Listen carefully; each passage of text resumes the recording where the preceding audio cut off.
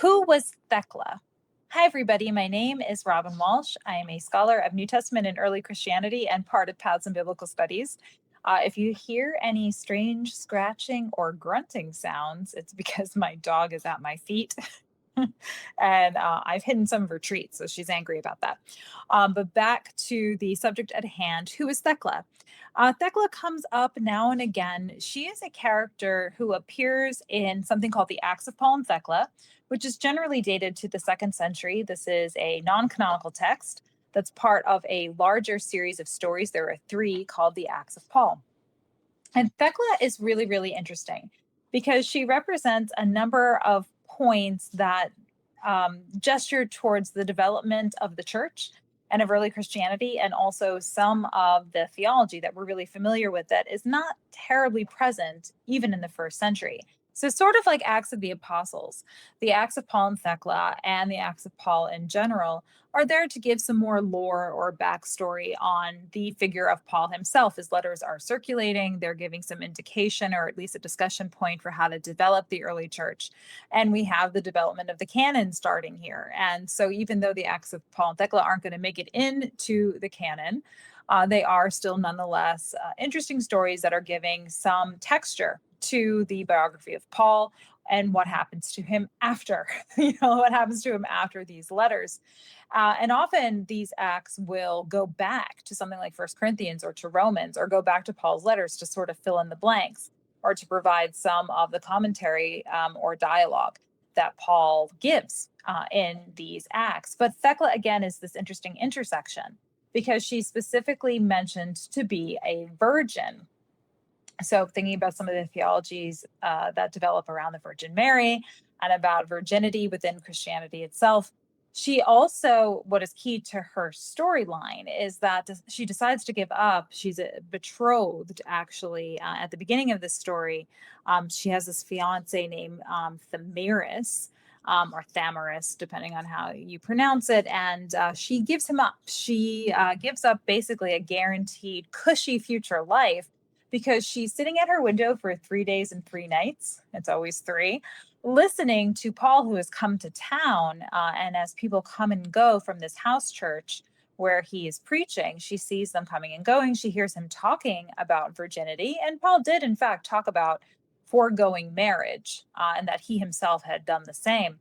She hears this message, and key to this, and the story actually explicitly says that she hears Paul's message. She hears the words that he's speaking, but she never sees him.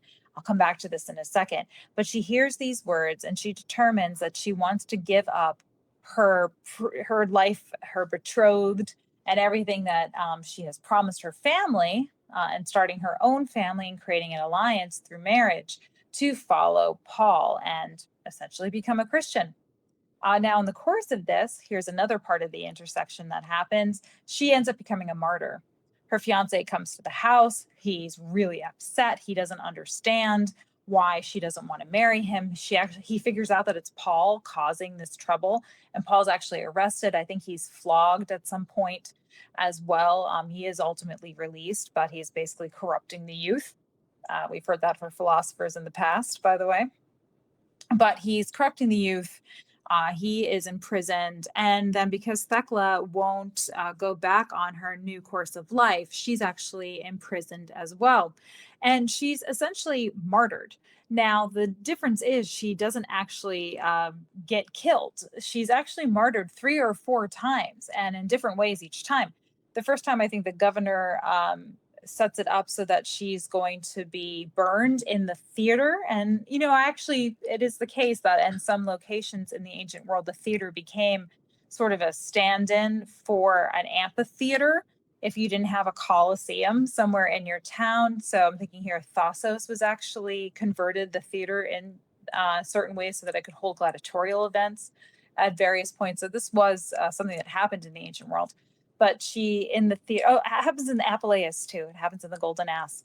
But she is put into the theater. She's going to be essentially burned at the stake. They do light the fire, but the flames never touch her. And so then a storm comes by, puts out the fire. Obviously, God does that. And so she's saved the first time. She's martyred again, this time, I think, in more of an amphitheater setting.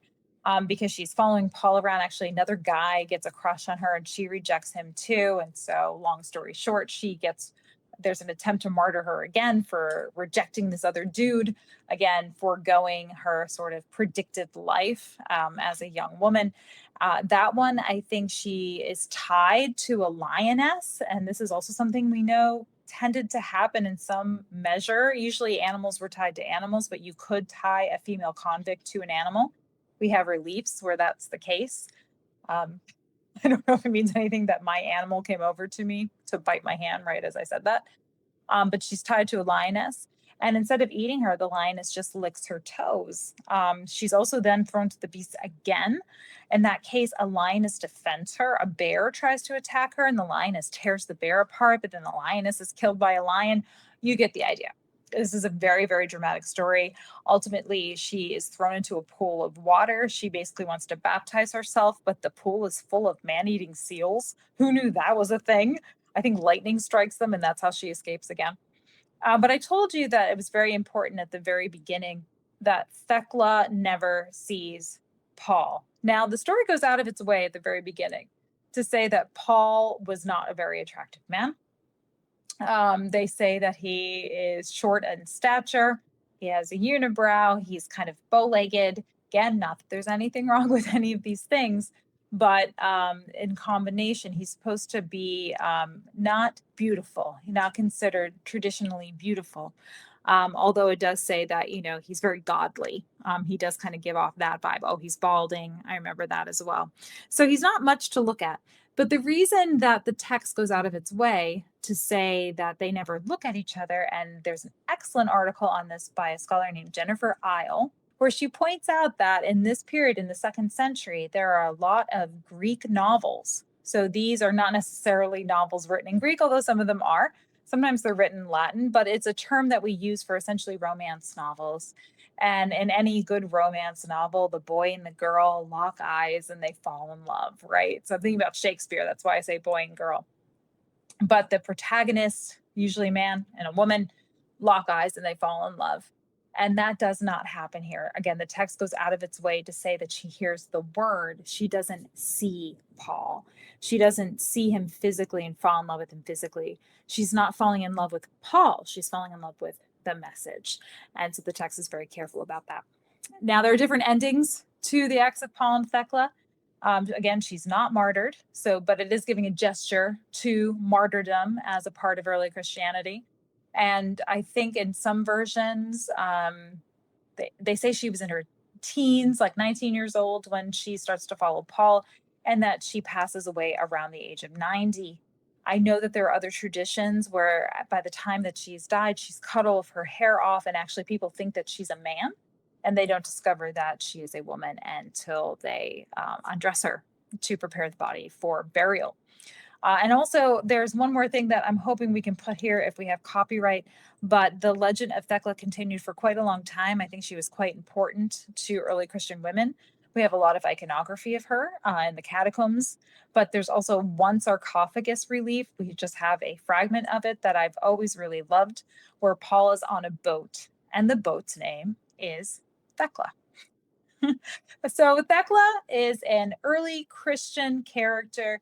Maybe you've heard mentioned in passing, maybe you've never heard of before, but incredibly important for early Christianity. And again, a locus for a lot of the kinds of theology, questions about martyrdom as well, but also things like virginity, and an opportunity to give that backstory to Paul in the 2nd century.